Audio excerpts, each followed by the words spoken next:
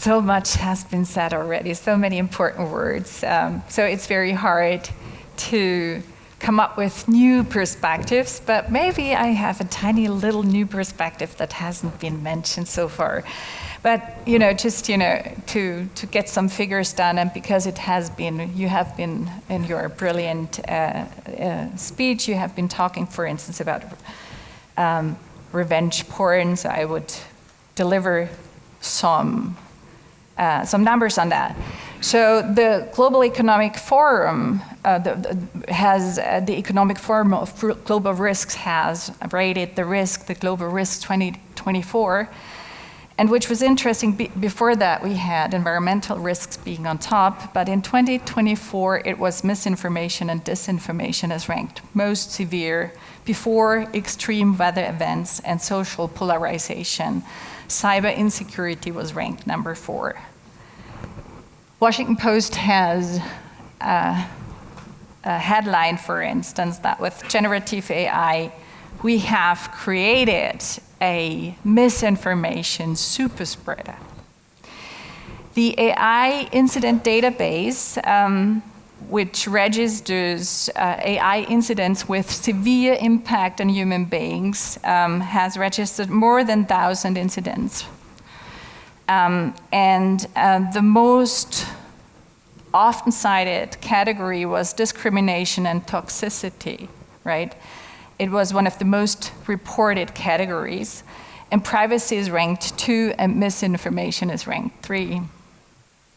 And by the way, malicious use of AI systems has been increasing in percentage and proportion in the last year, and is, meantime, the most often cited category of abuse or negative effects. Yeah, and according to a study by the cybersecurity firm Security Heroes in 2023, I don't have data about Europe, but 98% of all deepfake videos online are porns, with 99% of them targeting women. In the meantime, deepfake porn is increasingly prevalent in schools among middle school and high schools, where girls become victims of deepfake porn videos created by male classmates, in classroom. And what I want to stress here is that we have here, obviously, also a very systematic problem. It is a gender problem, it is a power problem, abuse of power systems, and I would like to come back to that later. So it's not, it has a systematic aspect that hasn't been addressed so far. To kick off our discussion, I have asked my panelists to prepare a statement reflecting their propositions, and they will help us to understand the underlying problem of conflicting values. And I think this is, we have heard the human rights perspective. And of course, we have seen, for instance, in the pandemic, that these fundamental human rights can, through certain circumstances, become more conflicting, right? And so we have to kind of deal with these conflicting values, because we do think that privacy is important, but we also think that safety and security is important, and these values are conflicting, and the same might be true with the freedom of speech. So we would like to,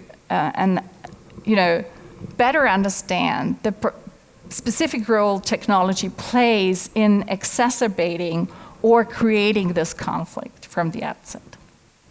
And in the second round, I would like you, the panelists, to invite to talk about possible mitigation strategies. We want to end this conference with a positive outlook and have ideas in the hand how to resolve the problem.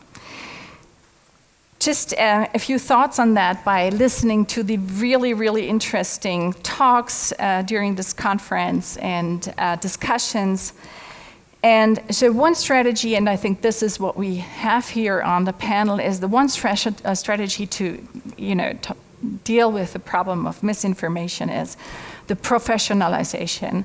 So we have heard this morning, for instance, that from Katharina Schell, that we should develop something, what is called a hybrid journalism, where machines and man kind of develop a professional, ethical standard of how to produce information and provide information to the public in the future. And then we talk about digital literacy and media literacy. So every one of us is asked to get the competences to, consume information in a responsible way. But then we saw the documentary of Fritz yesterday, and very convincingly we heard, once you are immersed in conspiracy theories, facts don't matter anymore. People, our brain is working in a certain way that we are recognizing patterns where there are none. We are completing patterns with information, connecting the dots. We are storytellers, basically, where we do post-rationalize. We do not seek for truth as human beings, but we are sense makers and we settle with plausibility. And so this is where conspiracy theories come in, because they, are very easy going with plausibility instead of, searching for facts. So one solution could be, and that was offered, and I think you offered this morning, it is trust. It is personal relationships and trust that could help us to resolve this information problem. But then again, we heard yesterday, also in the documentary, if you trust the person that is providing information, you trust the information, right? So we have all these networks of conspiracy theorists, so on. So how do we mitigate this problem then, right? And there comes in perhaps a third thing, which I haven't heard so much at this conference yet. So just 1 week ago, there was this conference on digital humanism exactly in this room, right? And the motto of this conference was, technology is not a destiny. Technology is a socio-technical ensemble, right? Where many human hands reach in designing the technology. It's a cultural artifact. And Meredith Broussard has coined the term of techno-chauvinism. And I think that we should really, really ask the third question from the outset: why does this technology look as it looks, right? Why do we design technology in a way how we design it? And shouldn't we start from the outset asking, which technologies do we want to have from the outset, and which, has anyone asked of us to get ChatGPT? It was, I'm citing here Sandra Wachter from the Oxford Internet Institute, and she said, this is a complete unacceptable technology. It's not ready yet for the market. It was thrown at us, and then we were asked to find applications for it, but no one has asked for it. And so the question from the outset would be to ask, which types of technologies would we want to have, and how should they look like from the outset? So can we do, from a design perspective, can we do something? So these are the three things that I would give you in your hands when discussing the first question, with this focus on the role of technology in the question of how to mitigate and the value conflict and how to deal with it. I will introduce each panelist sequentially and invite the panelists to provide an initial statement, and I would like to start with Nico Hornig. He's a research associate at the chair of economic policy journalism at TU Dortmund, and he is also a research associate at German Austrian Digital Media Observatory. And his perspective on the problem is the fact-checking perspective. Welcome.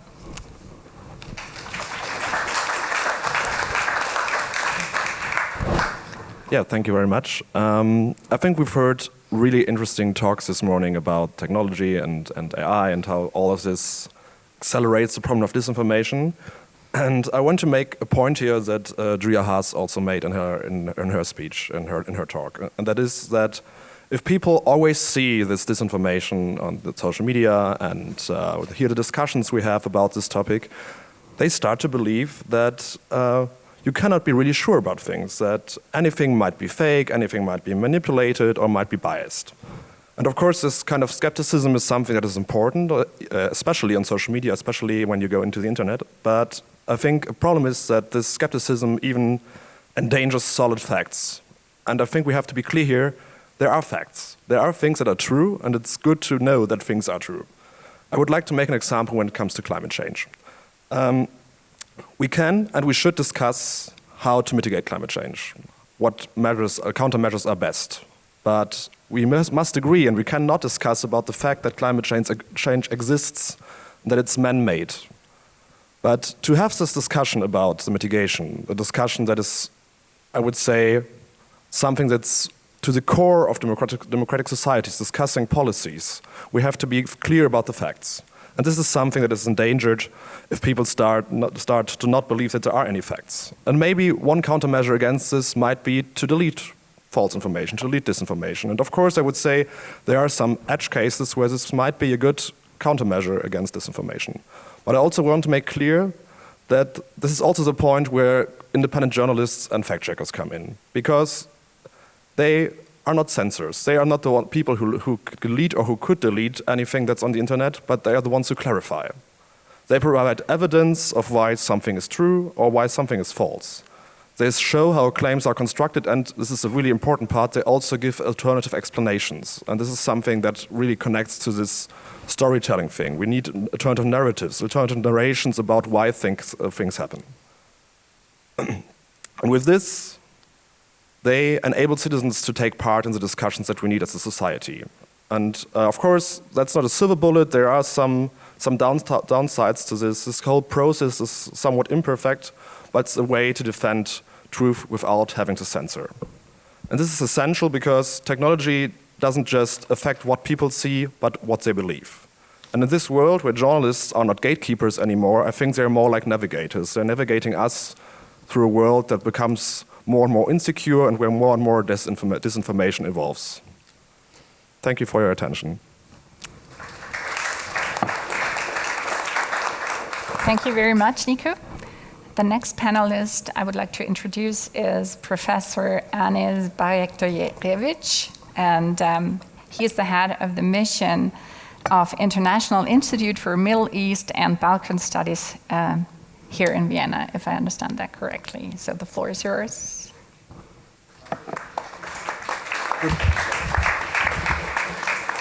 I would prefer to stand here. So good morning or good day to everyone. Sabine, thank you so much. I'm very happy to be here, and I have to say my sincere thanks to Helmut and his team. It's brilliant. As a stupid lawyer, I'm the first time here, so it's absolutely amazing, you know, and I'm learning so much. What I have understood from the forum itself is that it's not an event, but it's a process. And I wish that more understanding generally comes to support such a forum, and primarily from the public sector, because there is always a discrepancy between what is public sector, what is private sector. Private sector minds for the profit, and public sector minds for the greater good. So asking private money for the public good is called taxation, and any other ways of doing it are not generally ending up in a good way, but in different sort of discrepancies and misunderstanding. So of course we have a new government in Austria. It's a three-party government, which means when you have a coalition government, you exhaust a lot of time in coordinating partners. And this is also the reality in many other countries. It's not a specificum of Austria, that it has a new government. It's called democracy. That it has a new government, and the government is from the three parties. It's practically everywhere else in Europe the same situation, which means that the government will be also exhausted in coordinating itself and working less on other issues. The moment of the planet is as such, as our distinguished colleague from Germany mentioned, climate change. So there are many issues that we don't have a clear agreement of, and a new technology which comes with the so-called the cyberspace as one of the declared spaces of the United Nations, besides land, sea, outer space, and deep space. It's a cyberspace, and within this cyberspace we have a new buzzword which is called artificial intelligence. Everybody talks about it, very few are understanding. But what all of us sense from different realms of the life is that this is a technology like no other technology before, that this technology has a potential, including artificial intelligence, that this technology has a potential of human presence elimination. So it's a human presence eliminating technology. Why? We as humans, we have two strengths, two powers, two abilities. One is a physical ability, which means I can move this glass from point A to point B, and the other are cognitive or mental capabilities of us. When the first machines appeared, we had so-called Luder's movement, you know. This is the beginning of the labor. I think that's a Sabina's territory now. I have to watch out what I'm telling. So in the Luders was a person, was an activist in Britain who falsely believed that actually the massively laid out force, labor force in Britain, that the responsibility for this is actually on machines. So they would break in the factories in the night and they would destroy machines. This is the Lumperproletariat, as called later, or the Luders movement.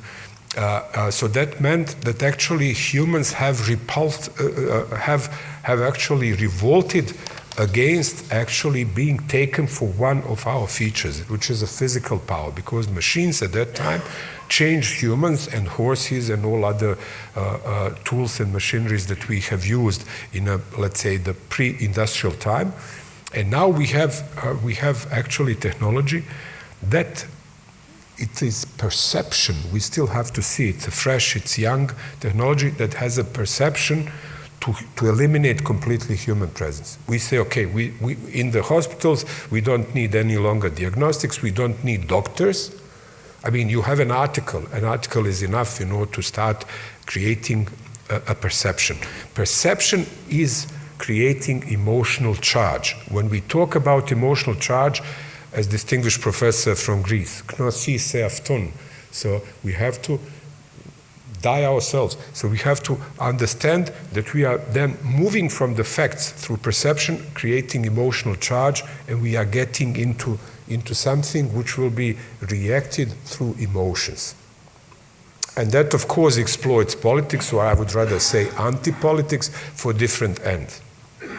And then also the military capabilities or military establishments are believing, because unfortunately, as Fukuyama is telling us in most of his books, a defensive modernization. Unfortunately, and frankly speaking, most of research and development since industrial time has been related to the military industry.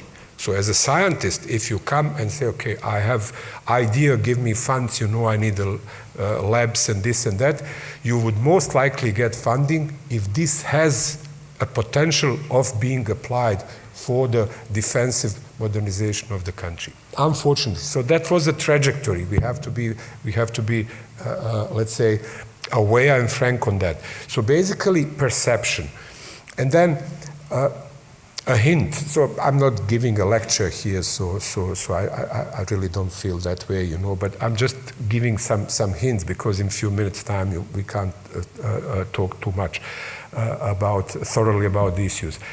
The fundamental question of the feudal time was the distribution or redistribution of lands. Who owns the land? And that was the determining point, on the social structure and the trajectory of the entire civilization, entire let's say human race. In the times of industrial revolution of early capital accumulation, the fundamental question was who owns, who controls, who manufactures, who produces, who creates, and who sets the rhythm on the means of production. And today is actually who owns, who utilizes, and who is actually in charge, who is in grasp, who gives the trajectory when it comes to information, digital, or call it by the UN language, the cyberspace. So this is a fundamental question. On one side, we have emotional charge that is created because here and there are whispers, aha, this will eliminate all of us, which creates, of course, perception.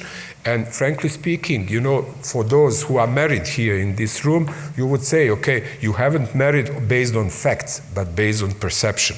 So the countries are going to wars based on perception, and humans are going to marriage, for good or bad, also based on perception. So perception is a very important thing that we have to always emphasize. And finally, since we need the stringent, let's say, rules and regulations, this is my field, stupid lawyers are always giving. If you have a hammer in hand, everything looks like a nail. So for lawyers, everything means regulation. I would just invite you to think over, and I think our distinguished professor from Greece will be very happy when I mention so-called normative orders. We humans, our entire evolutionary trajectory. We have created 4 normative orders. First order to appear historically was customs, because we've been living in small groups, and then there was no private and public sphere. I don't want to kill the clock explaining. So we are living in a cave during the night, and then we go out, we chase animals chase us. That was a miserable history for more than 1.9 million years. Okay, so that meant actually that the sanction for the misconduct has been external and very brutal. You would see even monkeys today. The mama monkey would smash, on the baby monkey to instruct how you should chop off banana, for example. You would see. We lived pretty much close to that. The second to appear was basically second and third were appearing nearly at the same time. This is a moral, which is an inner conviction, and religious or spirituality. And the last to appear when the society got into fragmentation, when state appeared as the most organized societal force, was the legal order. Thank you, we need all 4 orders. Why? Because there is a power of sanction of the customs and law, because it's external one. So that means society is punishing you for the wrongdoing. But the inner conviction is the power of morality and spirituality. Mm-hmm. I don't want to call it religion, because some of us are not religious, but we feel spirituality. So the inner conviction, inner sanction, you can escape condemnation of society, because you would hiddenly, I would just steal this glass, nobody sees, so I'm doing a wrongdoing, but nobody have seen. So I can escape the condemnation of custom and law, but I can't escape my inner voice that I did something wrong. And the inner voice is telling us now that we should leave room. Exactly, yes. Thank you so much. Thank you, Adis. Sorry to be so impolite. No. This is the role of moderator. Yes, I would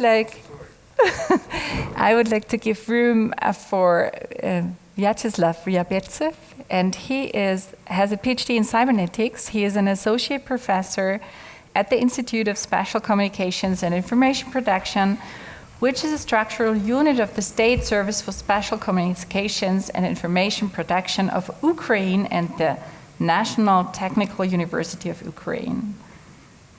Thank you. Yes, Can I? go ahead. Yeah. I'll start. Thank you, Sabina, for introduction for me. First of all, good afternoon, everyone. And the second, I would like to thank the organizers of this wonderful event for invitation, for possibility to take part in discussion, to saw a lot of new ideas, new things. It's very important for us. Thank you very much. And a couple of words about my institution, because maybe it will be interesting for somebody. Our institute is unique in Ukraine because we have a double subordination. First of all, we are a subunit of State Service for Special Communication and Information Protection, is one of the actor of security and defense sector of Ukraine. Our State Service is responsible for defense, government information resources and communications, and for cybersecurity in general. On another side, our institute is as a part of the biggest Ukrainian technical university, National Technical University, Igor Sikorsky Kyiv Polytechnical Institute. It's historical name, KPI. So we have a lot of international partners last years, and we still open for international cooperation. We were grateful for support for our institution because, you know, the situation with cybersecurity in Ukraine is very difficult because last years our country is not a battlefield in traditional sense of this word, and a real arena of information and cybersecurity warfare. So it's about institute, and I am military in the past, and I'll try to be laconic. Some points about subject of our discussion. First of all, about freedom of speech and fact checking. As for me, is not a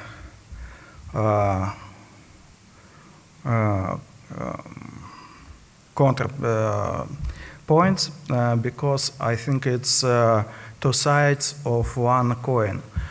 As like democracy, rights, human rights one side, and other side responsibilities. Because democracy is a combination of rights and responsibility. Same freedom of speech and fact-checking is combined for new subject, as for me, and it's very important to check all facts which we see or we hear. You know, in January this year, for example, Meta stopped cooperation with independent fact-checkers in the United States. This step was justified by the protection of freedom of speech. But in reality, It gives a green light, to the massive spread of false narratives. When we're talking about fact-checking, we have to talking about critical things, because the critical things is most important soft skills in a digital age. Critical things said to us, ask it. Who said this? Why was it said in this way? And what advice in provide of or missing? The next point, the effectiveness of fact-checking. Today is a very big challenge for us as specialists in cybersecurity, for specialists in IT general, because one of study of 2024 said that about only less than half of political fact-checking was checking in real political fakes were checked, and approximately time for this checking was about 4 days. 4 days, it's a so long period.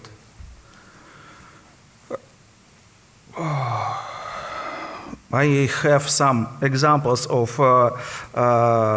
fake news from front of our maybe. We can include it in the discussion later. Yeah. Because we're running out of time. Short conclusion. Freedom of speech without facts is anarchy. Censorship without control is dictatorship. Fact-checking without critical thinking is imitation of security.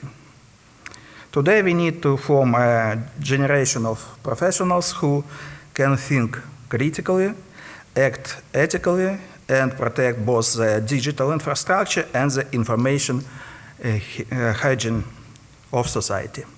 Thank you. Thank you. Thank you very much. You were also stressing, like, hold on. Like Anis, you were also stressing this professionalization, that inner moral compass that should support professionalism, and it is not sufficient to rely on legal norms. However, they are very important.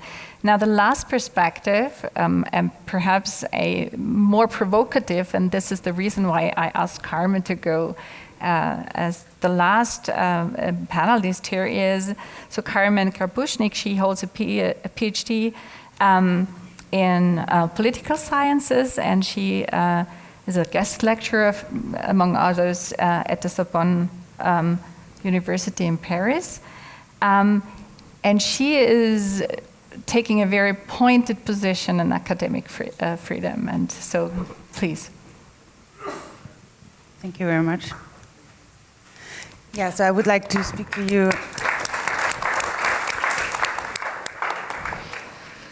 I would like to speak to you about academic freedom. Like most liberties, it was first conceived as a fundamental right that needed protection against external interferences, most notably by the state. The recent attacks on American universities by the Trump administration underscore that this intuition was right. Our fundamental rights and freedoms need safeguards in order to be protected from those in power. But as Trump's first presidency has shown, the state may not be the only enemy. With the arrival of Gen Z at university campuses, new demands of censorship came from the student body itself. This new generation of students demands in an increasingly high number safe spaces and trigger warnings, disrupts speeches of unwanted speakers, and uses social media for public shaming and demands of dismissal. Since its rise in the 2010s, its core values have been widely popularized within and outside academia. But in the academic world, I think it is important to underline that some of its core postulates challenge the very raison d'etre of universities. I want to cite 3 of them. The first, the assumption of standpoint theory that underlies many of the cancel culture actions, and that is claiming that experiences cannot be communicated in the right way to members of the outgroup, questions the idea of universal knowledge that is at the core of knowledge in university. Second, the claim that speech equals violence frees the person of the obligation to engage in a meaningful discussion and legitimates violent reactions to speech. And third, the assertion that safe spaces are more important than confronting opposing opinions in order to get a better understanding of a subject calls into question the very value of truth. Hypotheses of scholars normally are valid for a time because they can be challenged by other scholars. The recent trend to demand retractions of papers instead of criticizing them reflects this evolution. Instead of engaging in a meaningful discussion, in a meaningful dialogue, but criticizing the content, a publication is just simply suppressed. Another example is funding policies. Many topics are now too politically explosive to be funded. So how did we get here? There are several factors that would explain why Generation Z is so easily offended. One of it is changing parenting techniques. During the 80s and 90s, many parents were led to overprotection in the real world. By reducing unsupervised free playtime, children are deprived of the important possibility to learn social skills, and namely the skill to cope with conflict.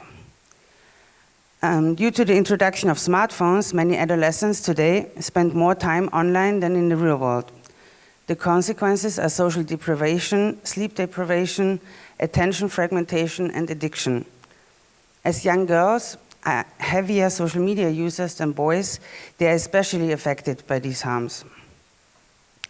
In the eyes of the American psychologist Jonathan Haidt, the two factors together are responsible for creating an anxious generation, suffering an increasing number from mental health problems, which in return explains how little resilient they are when they come into situations of conflict.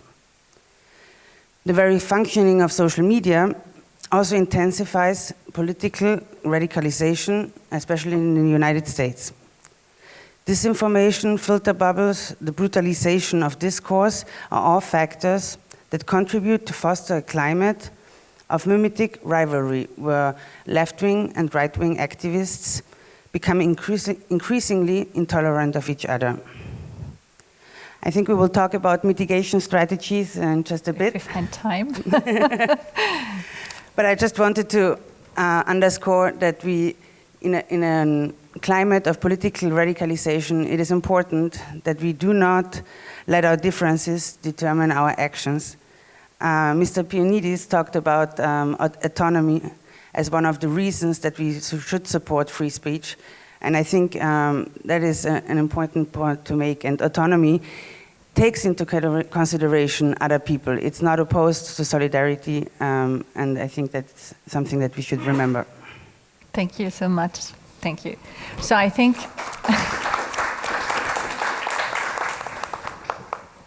we have a very round of or very diverse statements here, focusing on different aspects, and I would like really to come back to this very fundamental question. I think for me, a fundamental question is not to view technology as an artifact that is neutral or objective and we use as tools, but already understand it as socio-material construct where values are built in, right?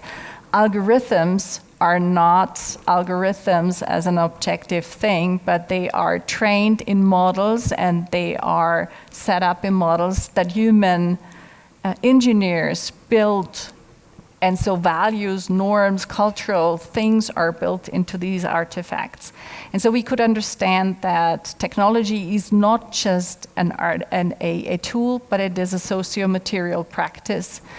And taking this, the underlying value conflict that we might have here might be built or exemplified or amplified or exacerbated within the technology. And I would like to start out this question to the panel. What could we do? I mean, is fact-checking, so dealing with a given technology that is out there, is that sufficient, or shouldn't we start from the outset and, develop different technologies? A very short comment on the role of technology. Technology is not something self-sufficient. It's always a means to an end. So, what does it mean from a moral point of view? It means first we have to define the ends. Are the proper ends? I mean, do we want to serve proper ends by developing technology? That's the first thing. The second thing is, okay, let's agree that technology is a means to proper ends, but okay, still we have to question the morality of technology, because we cannot use immoral means to achieve moral ends. I mean, we destroy the moral ends if you use immoral means. So concerning technology, always there are two different types of moral questions we have to answer. Mm-hmm. Thank you. Any other comment to that? I would like to underscore that, as it has been said before today, trust is very important, and I think the algorithmic functioning of social media and other platforms, and now especially also AI-driven tools, is eroding this trust further, and I think it needs it needs tools that are more readable by its users, that are more transparent, and that could help. Yeah. Mm-hmm. I would agree with the professor. Once we define the very end, is the end the human realization, relief and final triumph of humanity, then we are very easily getting answers.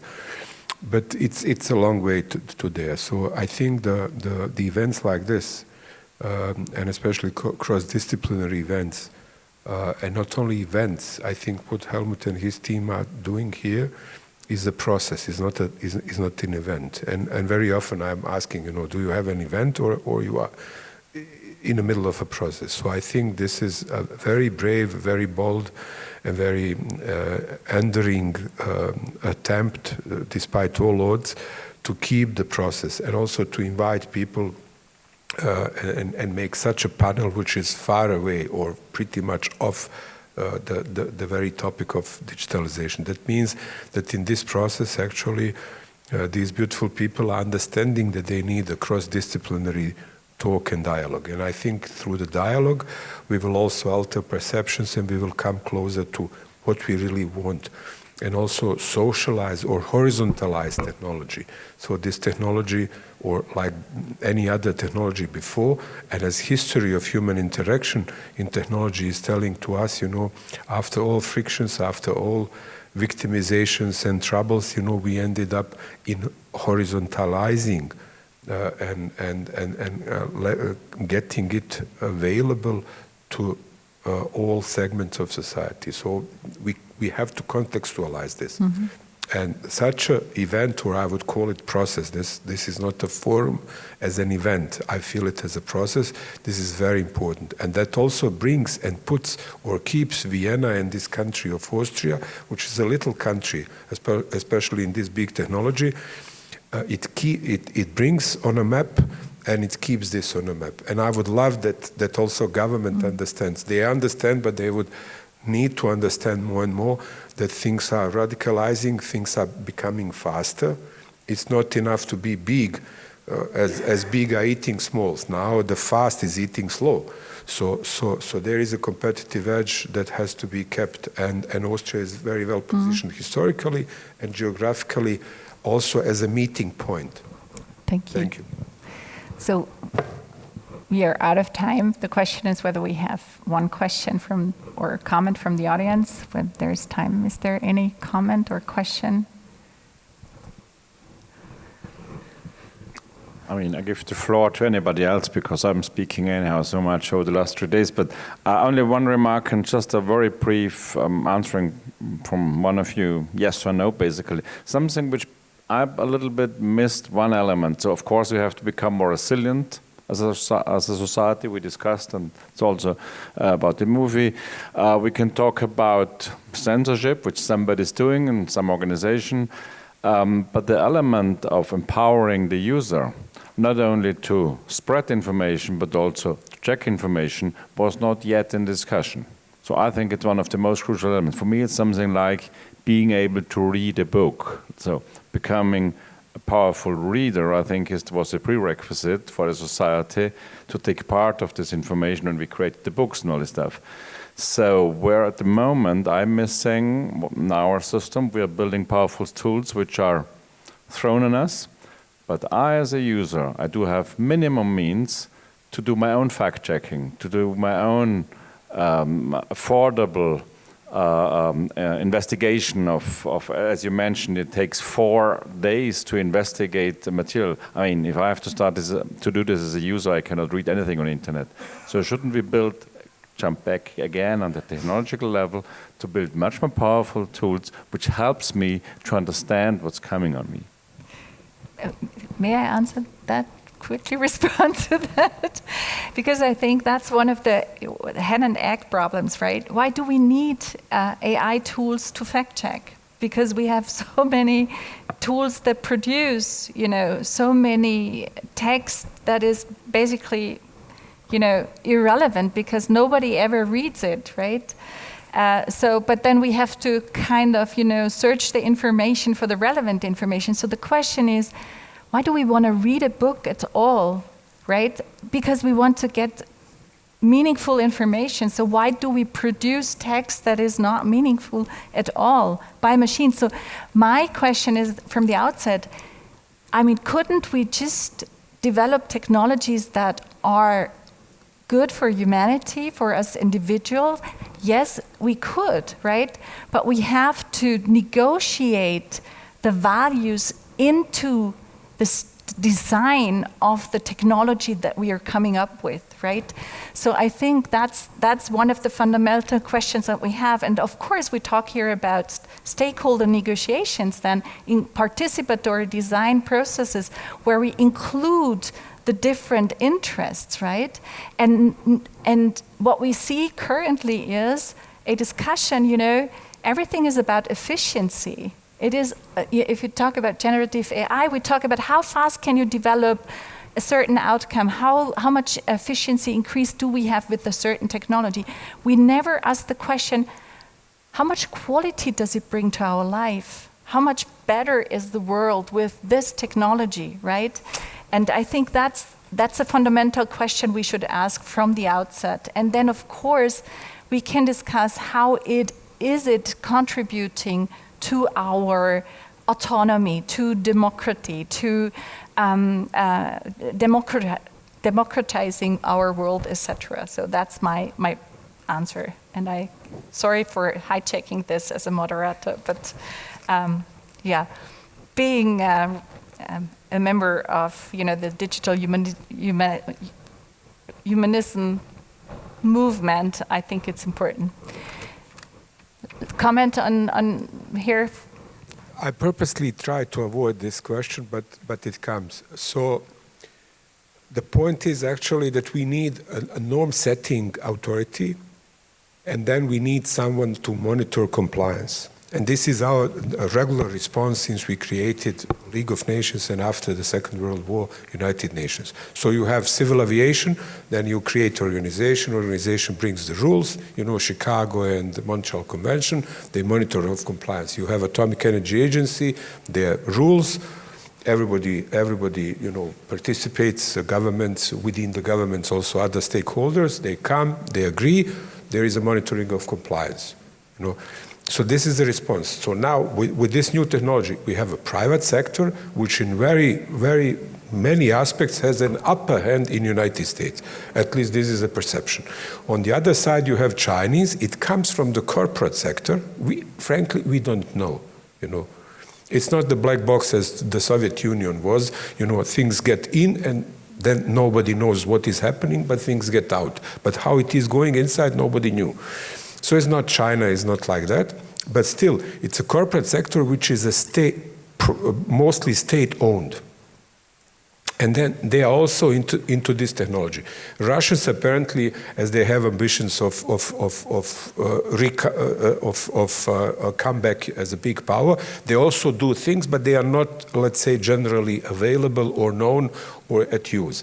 So this is a situation that we have, and then we also had different attempts to put things to the ITU. This is a specialized agency of United Nations in Geneva, which is called ITU, International Telecommunication Union. Then they tried also to do it with the WTO. Then they tried to do with the UNCTAD, also in Geneva, with the WIPO, and everybody rejected. So we don't have a body. Who will set up the rules? Is there any place that all of us can go? Different societal stakeholders, governments, and discuss and agree over anything.